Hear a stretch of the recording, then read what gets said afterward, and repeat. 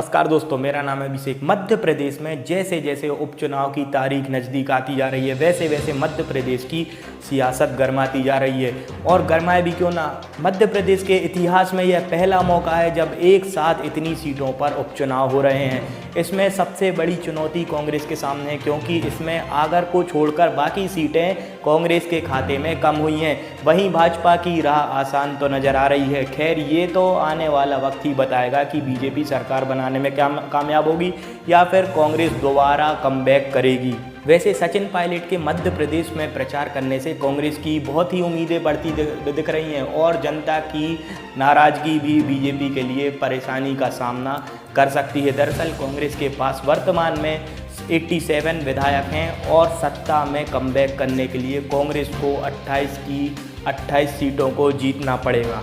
वहीं भाजपा को कुर्सी बचाने के लिए केवल 9 सीटों की ज़रूरत है। वर्तमान में भाजपा के पास 107 विधायक हैं। भले ही चुनाव आयोग ने तारीखों का ऐलान नहीं किया, लेकिन दोनों दलों ने तैयारियां जारी कर दी हैं।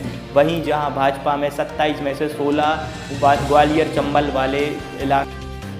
आज मध्य प्रदेश का नाम टिकाऊ प्रदेश, टिकाऊ राजनीति।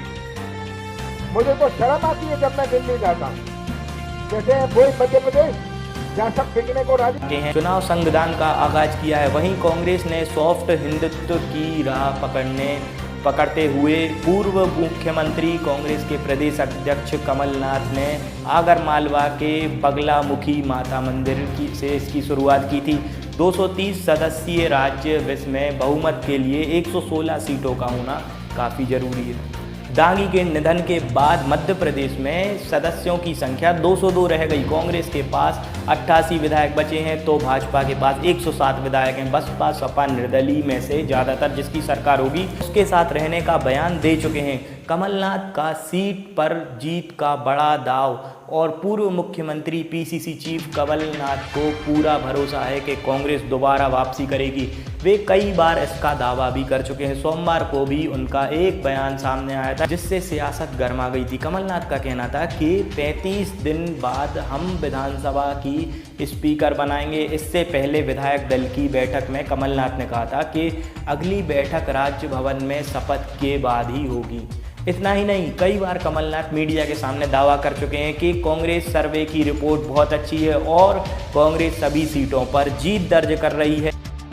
मैं तो नौजवानों आपसे कहना चाहूंगा, ये चुनाव तो खत्म हो जाएगा,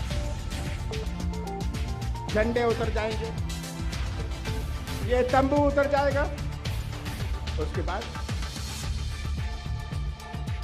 बाद आपका भविष्य कहां जाएगा? आप तो 15 साल के गवाह हैं। ये आज आपको सोचना है। ये तस्वीर आपके सामने है, तस्वीर देख लीजिए, सच्चाई समझ लीजिए, सच्चाई का साथ दीजिएगा, सच्चाई का साथ दीजिएगा। कमलनाथ का साथ नहीं दीजिएगा, पर सच्चाई का साथ तो दे दीजिएगा। और कमबैक करेगी। हालांकि इस पर भाजपा का कहना है कि दिल बहलाने के लिए ख्याल अच्छा है गालिब, लेकिन ये तो वक्त ही बताएगा कि चुनाव का परिणाम क्या है, किसे दावे में कितना दम है।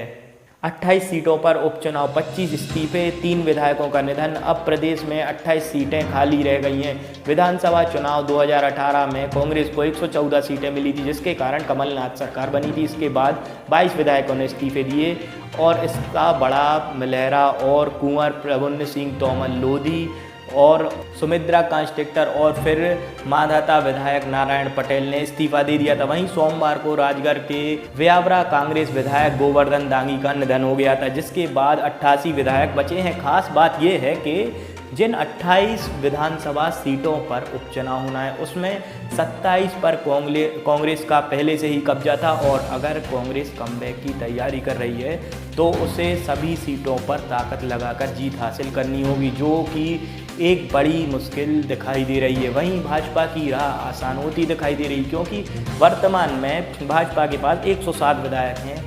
इसके अलावा बसपा के 2, सपा का 1, निर्दलीय के 4 और हालांकि एक समर्थन इनका चुनाव के बाद ही पता चलेगा कि ये किसको समर्थन देते हैं। देखने के बाद उम्मीद की जा रही है कि ये उपचुनाव के बाद बनने वाली सरकार के साथ ही जाएंगे।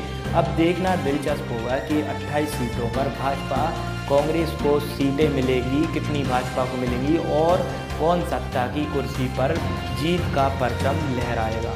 कुल सदस्य की संख्या 230, प्रभावी सदस्य की संख्या 202, भाजपा 107, कांग्रेस 88, बसपा 2, सपा 1।